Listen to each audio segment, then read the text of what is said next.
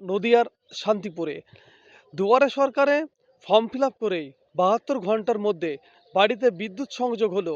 এই ঘটনাটি ঘটেছে নদিয়ার শান্তিপুরের ১৪ নম্বর ওয়ার্ডের বাসিন্দা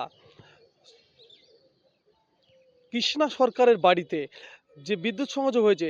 কৃষ্ণা সরকারের বাড়িতে দীর্ঘদিন ধরে বিদ্যুৎ সংযোগ ছিল না, তাই দুয়ারে সরকার বসতেই কৃষ্ণা সরকার তিনি ৫৮ বছরের বয়স তার, তিনি দুয়ারে সরকারে গিয়ে ফর্ম ফিল আপ করেন এবং ফর্ম ফিল আপ করে পরে তার বাড়িতে ৭২ ঘন্টার মধ্যেই বিদ্যুৎ সংযোগ হয়। তার বাড়িতে এখন বিদ্যুতের তার লাগানো হয়েছে এবং বাড়িতে তার বাতি জ্বলবে। তাই কৃষ্ণা সরকারের মনে হাসি এবং সেই সঙ্গে শান্তিপুরের ১৪ নম্বর ওয়ার্ডে তিনি বসবাস করেন এবং তিনি সাধুবাদ জানিয়েছেন মমতা ব্যানার্জির সরকারকে। সেই সঙ্গে ওই ওয়ার্ডের সকল মানুষ সাধুবাদ জানিয়েছেন মমতা ব্যানার্জির সরকারকে। এই চিত্রটা আসলো আমাদের ক্যামেরায়। নদিয়ার করিমপুর থেকে আসমত মণ্ডলের ক্যামেরাম্যানের রিপোর্ট, অর্ধেন্দু মালাকার।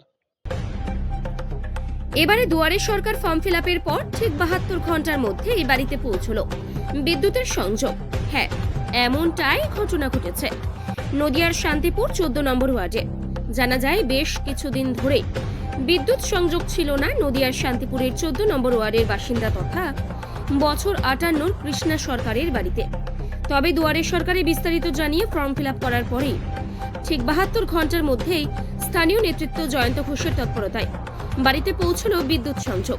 খুশি কৃষ্ণা সরকারের গোটা বাড়ির পরিবার। আর আজ এ বিষয়ে এলাকার কাউন্সিলর পম্পা রাজবংশী তিনি কি প্রতিক্রিয়া দিলেন শোনাবো আপনাদের। আমি কাউন্সিলর হিসেবে সবার বাড়ি বাড়ি গিয়ে দেখেছি, কিন্তু ওনার বাড়িটা একটু ভেতরে হওয়াতে কারেন্ট আছে কিনা সেই সম্পর্কে আমার জানা ছিল না। জয়ন্ত ঘোষ মহাশয়, জেলা নেতৃত্ব, উনি খোঁজ খবর নিয়ে জানতে পেরেছেন যে কারেন্ট নেই ওনার বাড়িতে এতদিন ধরে, খুব অসুবিধার মধ্যে ছিলেন। তো উনি সাধ্যমতো চেষ্টা করে আমাদের মমতা বন্দ্যোপাধ্যায়ের হাসির আলো প্রকল্পের আওতায় এনে ওনাকে ইলেকট্রিকের ব্যবস্থা করে দিয়েছেন। আর ওনার বাড়িঘর, আমি নতুন কাউন্সিলর হওয়ার পরে আমাদের কোনো ঘরের লিস্ট আসেননি, আর আগের কাউন্সিলর কি করেছেন সেই বিষয়ে আমি বলতে পারবো না। তবে আমি সাধ্যমতো চেষ্টা করব যাতে উনি খুবই দরিদ্র মানুষ, ওনার পাশে থাকার, উনি যাতে আগামী দিনে ঘরটা পান এবং শৌচালয়ের যাতে ব্যবস্থা করে দিতে পারি, সাধ্যমতো চেষ্টা করবো।